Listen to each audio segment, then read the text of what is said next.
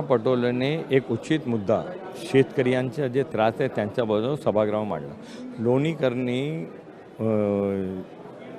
शेतकऱ्यांचे अपमान केले होते, त्याने माफी मागावी, सरकारने माफी मागावी, ते मुद्दा त्याने उपस्थित केला, त्याच्यावर त्यांना सस्पेंड केला आहे।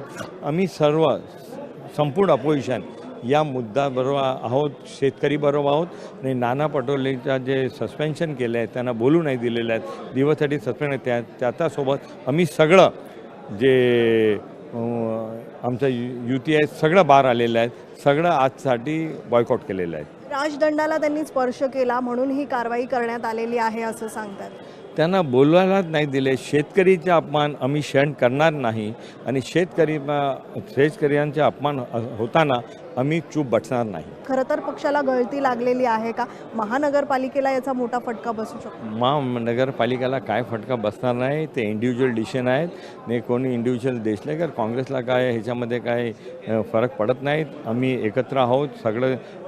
काल आमची दिल्लीमध्ये बैठक झालेली आहे, रमेश नेत्राचा सर्व महाराष्ट्राचा आम्ही नेता होता, आम्ही निर्णय घेतलेला आहे। या निवडणूक आम्ही एकजुटीने एक मताने लढणार आहोत आणि महाराष्ट्रीय जनता आम्हाला यशस्वी करणार आहे।